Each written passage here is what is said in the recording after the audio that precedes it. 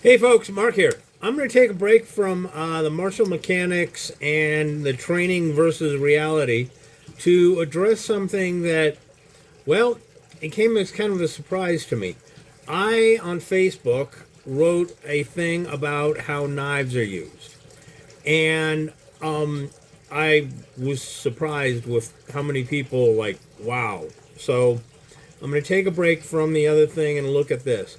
The what I posted, I'll put into the comments below so you can read it. But in summation, I saw a video of an influencer, a knife influencer, okay, who was talking about how when you're attacked with a knife, it's kind of like a slot machine. You never know what you're going to get.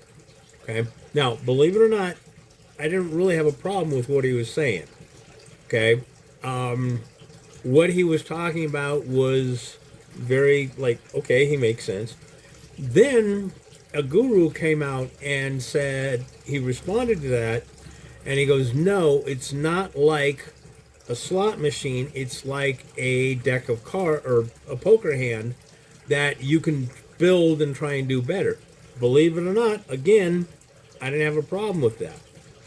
But I was like, okay, fine.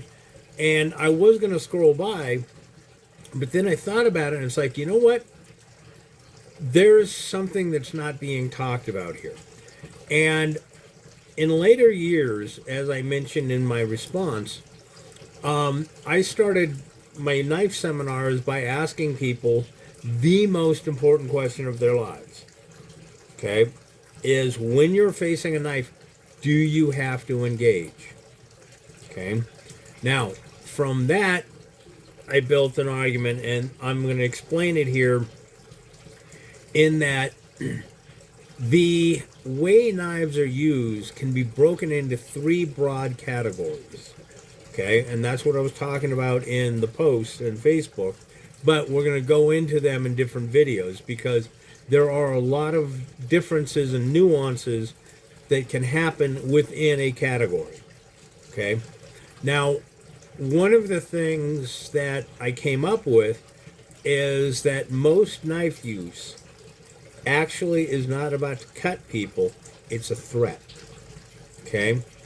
That is a really important thing to understand, that in a lot of conflicts, you have what I called escalado years ago, and I still use that term, where it's escalating and it's two guys who are trying to bluff the other guy out. Okay? They don't want to fight, they just want you gone. They don't want you to stop doing this behavior. And if you're playing the same game, it goes up and up and up. And that is really closely tied to the monkey dance that Rory Miller talks about. Well, one of the things that you got to watch for is that there will be times where the guy says something, he thinks it's going to scare you away, then he has to do something, right? And he's hoping you're going to back off. Well, if you back off, fine, he gets what he wants, usually you gone, done. Well, if you got two guys who are escalating and it's not happening, that, the backing away isn't going on, somebody quite often will pull a knife. This is not an indication to attack. A lot of times, and I should say it's not always an indication that he's going to attack. A lot of times what he'll be doing is he'll be threatening, waving around, man, you better leave, I'll cut you, up, up, up, up. Now, that's something we're going to look into much more later. In another way that knives are used, you can call them punishment. Okay? Now, this is a weird form of social violence in that the guy is upset and he wants to punish you for upsetting him. Okay? And a lot of times the type of fighting that comes with this, or the type of attacks that comes, are physically different than the other type. And we'll go into that later too. But one of the things, and there's a bit of a story here, I finally got to meet, or I got to meet Colonel Rex Applegate, who taught the American military how to use knives in World War II. And it was a great honor, partly because of this training that he brought back. I'm alive, right? So I learned. Hi, how you doing? Slight change of plans here. Anyway, when I got to meet Applegate, we sat and talked, and we were discussing that, and he mentioned that a lot of what is being taught as knife work, he called dueling. Now, if you look at a duel and you look at the punishment idea, there's not that really big of a difference because, you have offended my honor. We must, have a duel or boom.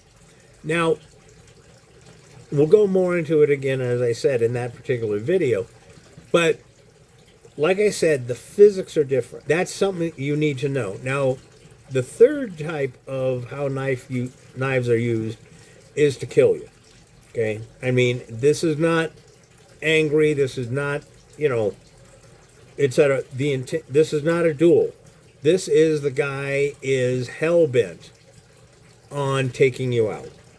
And what's important to know is that the physics of these three uses are different.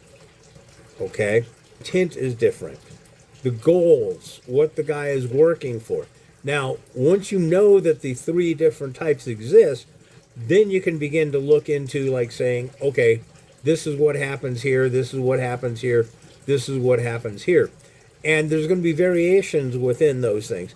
But the key thing here is that you recognize what it is that you're facing when somebody pulls a knife. Now, I mentioned that, and something else that needs to be talked about is if I'm standing here yelling at you, blah, blah, blah, blah, I'm huffing and puffing, that's a level of force that's here. And where a lot of people make mistakes is that they don't recognize that when a knife is introduced, it's an escalation. Okay? The game changes. Now, it may be enough to cause you, if he wants to threaten and get you away, that you go, oh, hey, wait, I got to go home and shampoo the cat. And that's fine. That's good. But it's recognizing whatever you're dealing with or whatever you're, arguing over isn't worth it. Okay? It's not worth getting cut or killed over. So I'm out of here. That's an escalation. The physical aspects, whether it is punishment or dueling, is really, really important. And it's to know that it's a higher level.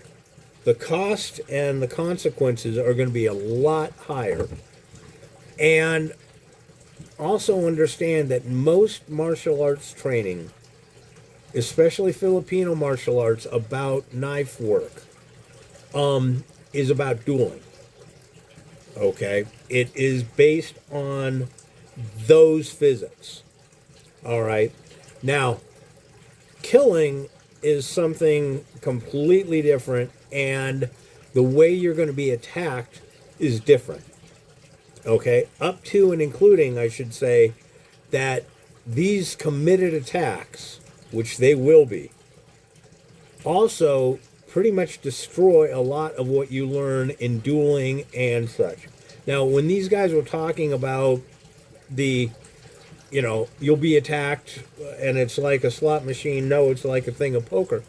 Actually, that is what they're talking about is the punishment and dueling aspect.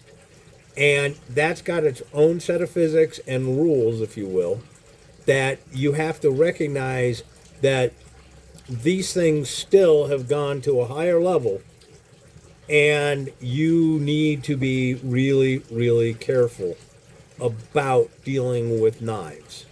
All right?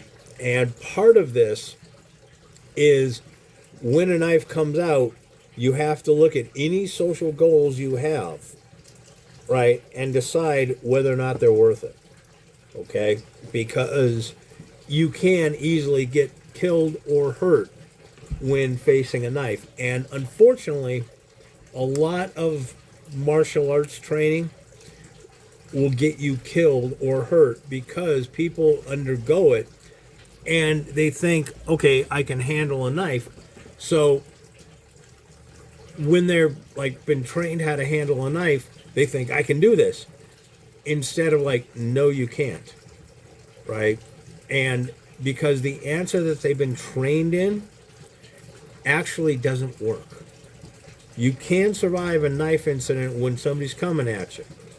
All right. I'm not saying you can't, but the reason I'm talking about knowing that it's a whole different ball game is all the thinking that you have about how to handle a knife goes out the window. Right? Knives are too fast. I have an analogy that knives are like power tools.